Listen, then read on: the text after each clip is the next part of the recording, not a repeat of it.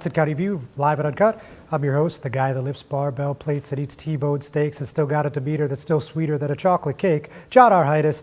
And man, the past week has been probably one of the busiest weeks in the past decade I've been covering Hudson County. There's just so much to sink our teeth into, as our loyal viewers and readers know. So let's just jump right in.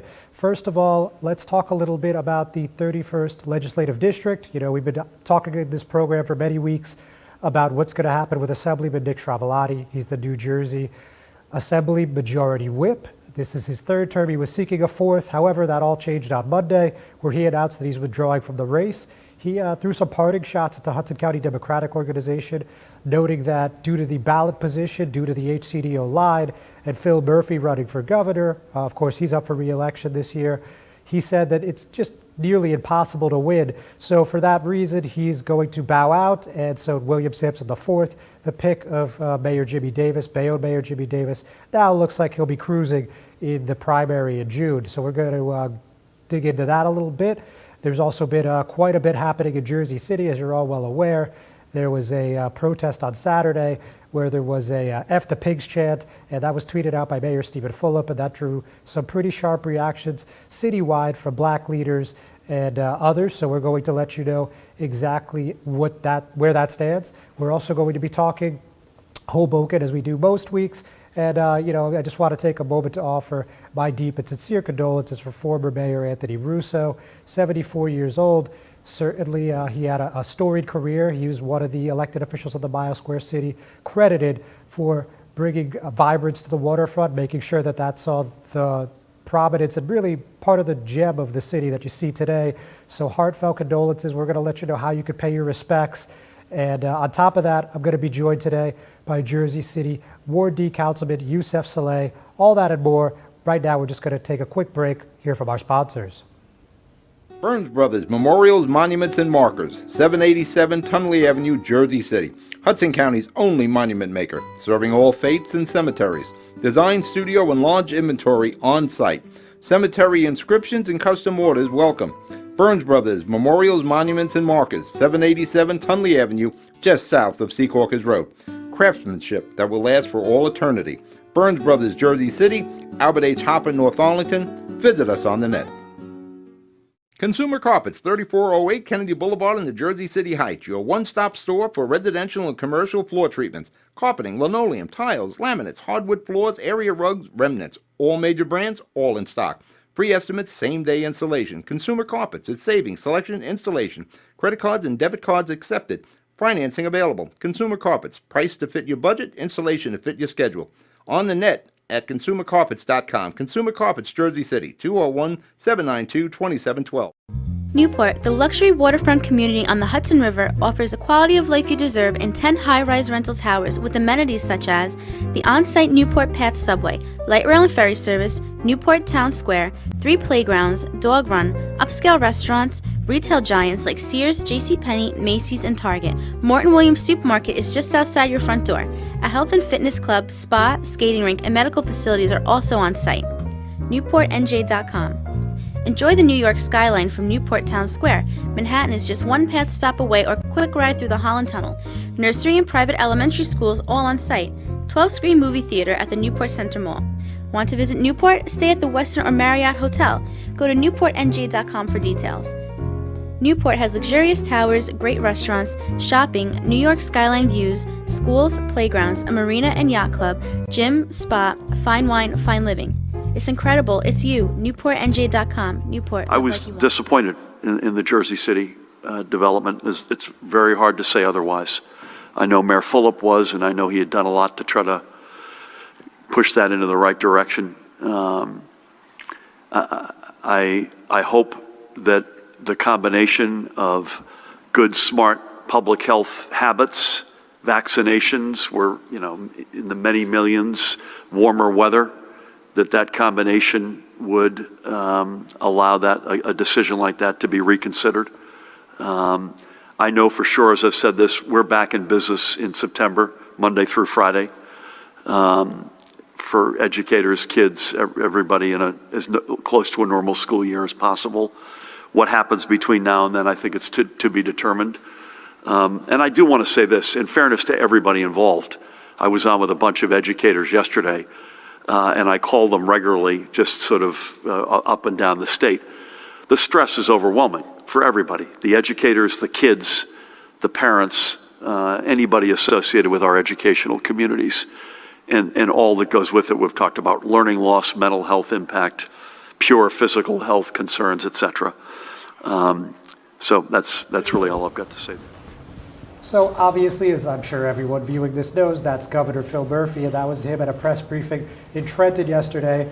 And as you clearly heard, he said that he was very disappointed about the development that the Jersey City Public Schools were not going to reopen until September. So there was a robocall on Sunday evening from Superintendent of Schools Franklin Walker, and he told parents through that medium that they were going to remain closed again until September the next scholastic year.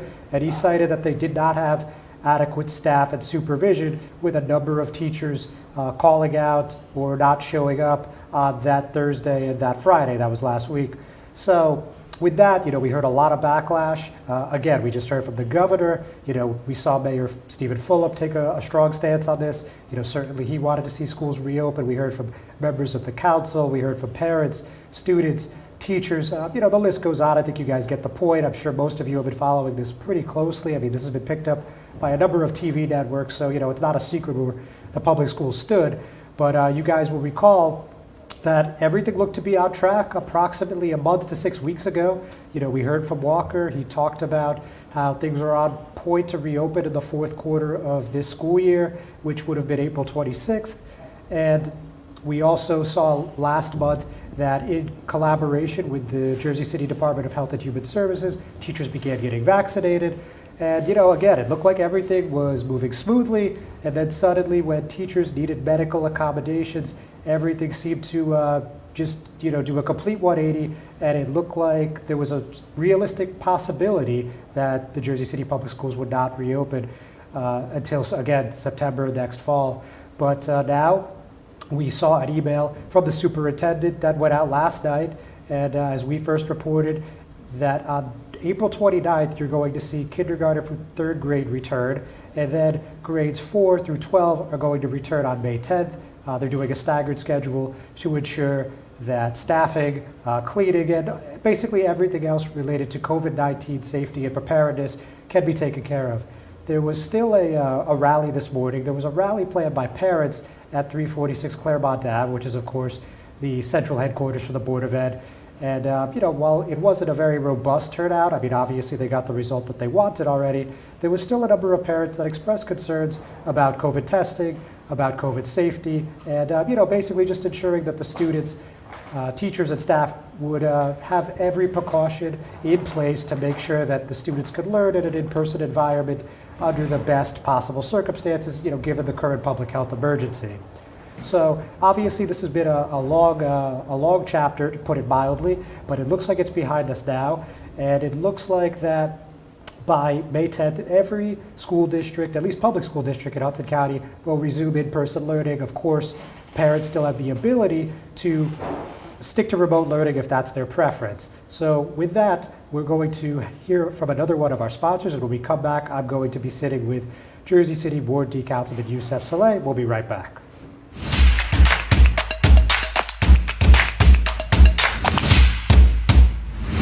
Cutting-edge surgical care is right here in Secaucus. Robotic surgery is safer. Shorter hospital stays. Smaller abdominal incisions, the size of an M&M.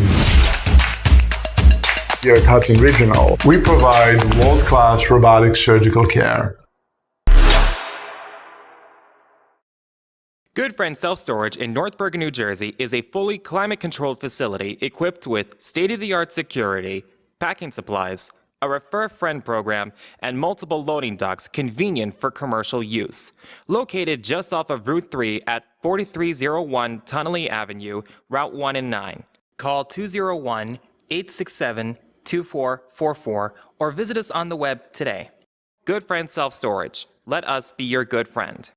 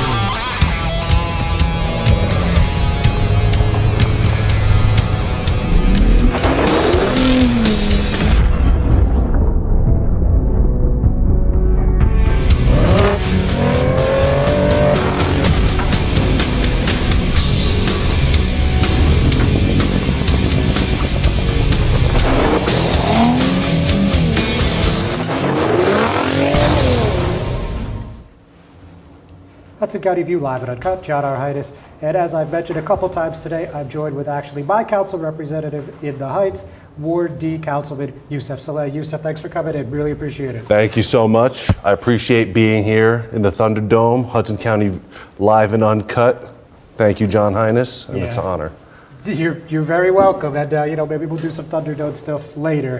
But look, let's talk a little bit about your time on the council. It's been almost exactly one calendar year, and unfortunately, the circumstances were not ideal, to put it mildly. Certainly, the passing of Michael Young, the late and great Michael Young, I should probably say, obviously a revered figure in the Heights, in Jersey City history. So just reflect a little bit. Tell us what it was like when this tragedy happened, and then when the discussions came about who his successor would be, and the council vote that led to where you are today. I think my story is probably the unlikeliest of stories, and I never even expected that I'd become the council person. And when tragedy struck, when the late Councilman Young passed away, everyone was shocked. I was busy playing my Nintendo Switch at home. I really, and I had a coworker pass away at the same day, and I really didn't want anything to do with anything. Just, the virus, we were still trying to understand what was happening with the world. We didn't really have information. We just knew there was a pandemic. And I put my name in last minute. I didn't expect that I would even get considered. But, I'm thankful that the city council considered my appointment, and that Mayor Fulop and the council president, Joyce Waterman, also endorsed me as well. And from the moment that I became council person, we've been hitting the ground running, and it's been baptism by fire, essentially.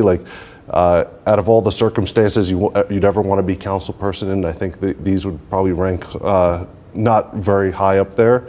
But if you want to be a leader, you need to be able to lead in the difficult times as much as you want to lead in the good times. Yeah, listen, obviously, again, the circumstances were far from ideal, but just tell us, first of all, before we get into what you've been able to accomplish or not in the past year, let's just briefly talk about, I know you've made it a part of your initiatives to make sure that the Young family gets recognized, not just by this council or the next council, but really for all future generations of Jersey City. So I know Councilman Baggiano also wanted to do that, and I know you guys were talking about maybe the caucus room, and that didn't work out. So could you just tell me where that sits and what you think the next steps may be? I vowed when I was appointed that we would essentially honor Michael Young's legacy and that we would remember it appropriately. And currently, as where it sits right now, we are considering renaming the council dais where we sit, the Councilman Michael Young Memorial Dais, and we want to see if the family would approve of that. Obviously, everything has to go through the family. There's a few other ideas that we've presented to them as well, so once they have the full array, we will let them decide. All right, very good. So, like I said, let's talk a little bit about the legislative work. You've seen quite a bit in the past year. We saw, the inclusionary zoning ordinance. We've seen calls to defund the police when you guys voted on the budget. We've seen all these contracts related to the COVID-19 and the public health emergency.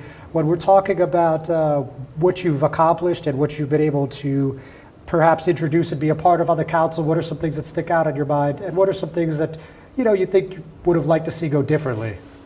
I think saving lives and livelihoods, that was the first priority for me when I got on the council. Making sure people knew about testing, making sure we expanded the testing sites, making sure we appropriately advertised it. And how do we do that? We work in coordination with Stacey Flanagan, the health director. We've worked in coordination with the employees of the health department and all organs of government in order to ensure that the Heights has quality testing for COVID. And we also worked with the businesses. We canvassed the businesses at least 2 or 3 times door to door, making sure they were aware of the grant information, whether it's on the local level, state level, federal level. And that also applies to individuals when you're talking about unemployment assistance. Yes, that is a state realm, but we work in coordination with our assemblymen and women and state senators to make sure that people are getting the unemployment assistance that they need, that if they're confused about something, when it comes to how to apply, where to apply, what they qualify for, that I would literally sit and walk them through, the website and say, maybe if you don't apply for this, you should try and apply for that. So the number of issues we have been presented with are, very, very significant, and we try and tackle each one at a time. I have my council aides, Barbara Stamato, and council aide David Cruz, and we literally, those are the first two priorities: health and essentially people's well-being and their livelihoods. And then after that, it's quality of life. Could you just hold that thought, Councilman? We just got to take a quick break to hear a word from our sponsors. We'll be right back. Pen and Pencil Properties, Jersey City. Shaping the workplace with state-of-the-art office spaces that address your company desires. Building residences that define your home environment, adjacent to all modes of transportation with on-site parking available. The right address, the right lease.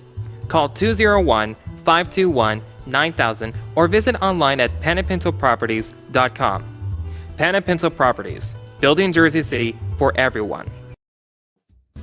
Stevens Jersey City Ford, located right off of NJ 440 North. Across the Hudson Mall is your one-stop for all your automotive needs. Check out Ford's latest models like the 2020 Ford Fusion with its stylish looks and hybrid options, or the unparalleled high-performance 2020 Ford Mustang.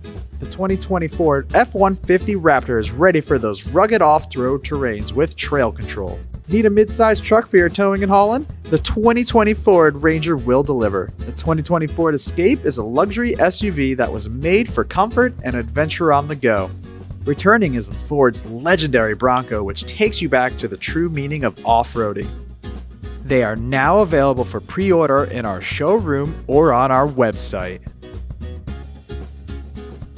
Let us help you find your next vehicle. Stevens Jersey City Ford, 201-432-7272. Hudson County View live and uncut. John Arhitis, and I'm still here with Jersey City Ward D Councilman Yousef Saleh. And I'm sorry I had to jump in there, but just go ahead about the quality of life initiatives you wanted to discuss. So quality of life, as you can see, we're redoing all of Central Avenue. It's a huge project. There's been a lot of trip and falls across the heights. When you walk down Central Avenue, it's not really like an easy task. So we have decided to do the Streetscape Project. It's going to beautify Central Avenue. It's going to rejuvenate the businesses. And then if you talk about cleanliness, right, it's been a huge issue. So we've partnered with local groups, Clean Green Jersey City. We've also partnered with the World of Light Church in the Heights, and we've partnered with other organizations and groups, and we've probably had about 15 to 20 weeks of community cleanups every weekend. We are consistently going at it. We bought our own resources, like the trash pickers, the claws. We bought our own resources to collect the trash, so it's just for Ward D. We've partnered with the businesses as well. We've given out gift certificates to the local eateries in the neighborhood, so it spurs economic activity, and it also incentivizes people to come out to these cleanups. And I've seen a lot of people come out. Like, we've had as many as 60 to 80 come out in one day. Last weekend we had 30 from the church, and I believe about 30 or 40 from Clean Green Jersey City. So it's been a tremendous effort. I really, this is the opportunity that I have. I was born and raised in Jersey City, and I just feel like we need to make it clean, we need to make it healthy, we need to make the neighborhood better. Yeah, certainly I've seen some of that, and you guys have no doubt been quite consistent. So with that said, Councilman, we saw on Saturday, and this isn't a height-specific issue, but I still wanted to get your take. There was a rally, and it was a rally that was called a Black Power rally specifically, and we heard chants there of F the pigs, of course, basically coming out against, obviously, really, the Jersey City Police Department. So I know during your election bid last year, you were pretty adamant you didn't want to defund the police. But with this said, it looks like policing is coming back to the forefront. I mean, we're hearing about that. Of course, the result of the Derek Chauvin trial was heard worldwide, and Jersey City was certainly not exempt from that. So, with all these things happening in just a couple days, really a 3-day time frame, just tell me what you're thinking about that rally and the implications beyond just what was said there, and, also, of course, the verdict that I just mentioned. I think, I don't want to wade too much into any divisive rhetoric, whether it's with city officials, whether it's different groups. I like to see myself as a bridge builder. If there's frustration, I understand it. There have been long-standing issues that have been bubbling under the surface that haven't been addressed for decades, if not centuries, that need to be addressed. Whether it's income inequality among black and brown minorities, the policing, and how it adversely and significantly impacts black and brown minorities. And, with regards to the Jersey City police system, I am on the ad hoc police review committee, so I'm in favor of accountability. I'm in favor of transparency. I believe the vast majority of the Jersey City police are doing a good job, and that we as a community can address the needs of the black and brown communities. As you know, I'm Muslim, right? And in the past, there have been instances where police have monitored the mosques, monitored Muslims who are part of different groups. And nowadays, in Ramadan, which is the holiday, the holy month that I'm celebrating, we have built the relationship and we got the appropriate changes we needed in order to have them actually protect us. So you see the Asian community right now is under assault by bigots and the copycats, and we need to make sure they're protected. The police have a place in our society. We need to make sure nationwide and locally that they aren't targeting black and brown people, and that it doesn't adversely impact their communities and create like a school to prison pipeline, that doesn't create a scarlet letter for them when they go into a job and they got busted on a gram of weed. And that's stuff that is being addressed on the state level as well. Thank you, Councilman. So before you go, I just wanted to get your take on the nitty-gritty politics. Let's get specifically back to the Heights. So as you know, there are some challenges in the Democratic County Committee races, and quite a few seats in the Heights are being contested. And also, you're not running unopposed in November, which I think we all expected. But just tell me about this progressive challengers, including your upcoming opponent, and how you feel how this will impact the Heights between June and November here. I would say, I am a progressive as well. And I'm old enough to know that Mayor Fulop was the progressive choice when he was running against the machine. And there's so much that we fought for, so much that we're trying to build. I know that, Mayor Fulop and the city council and any city department isn't perfect, but we can work together. And that's what I reach out to the progressives out there. We can work together to accomplish these goals. And it's relationship building, it's sitting down, having a civil discussion about what we can do, what we can't do, what may take time. Policy is iterative, right? You have to start the foundation and continue to build and build and build. It's not a light switch. When it comes to the progressive challengers, I anticipate and I welcome the challenge, on the issues. I believe that the city has put together a diverse group of people, and they're progressive as well, and we can put that to the test. The system does need changing, and we will change the system, but we have to sit down together and do it, and it's not going to happen by attacking people. We can't attack each other. So I extend my arm to everyone out there. I am willing, able to listen to anyone. Thank you, Councilman. Really appreciate you coming on. Ladies and gentlemen, thanks for watching. We're going to take another break from our sponsors. We'll be right back.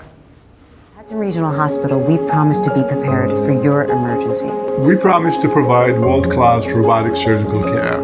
We promise to treat you like family. To provide accurate diagnostic care. To provide the most innovative orthopedic care at your doorsteps. We promise to treat your baby like our own. To never stop investing in the best of spinal care. To be with you every step of the way. Here at Hudson Regional Hospital, we promise to take care of our community.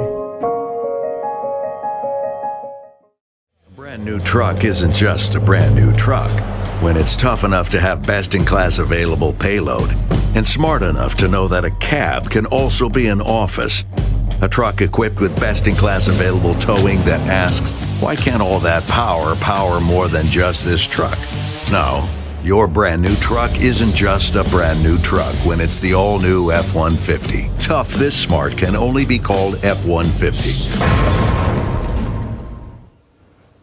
Hudson County View live at Uncut, John Arhitis. So we got to do basically a hurry up offense here. It's been such a busy week. But first of all, let's talk about something that was pretty unusual in the Heights. And this actually had nothing to do with politics or policy, but just by some unbelievable set of circumstances, one of the food marts attached to a gas station on Patterson Plank Road actually saw a vehicle go straight through one of the windows of the convenience store. Luckily, there were no major injuries. And I'm just going to briefly tell you what Hudson County Sheriff Frank Shalary said about this incident.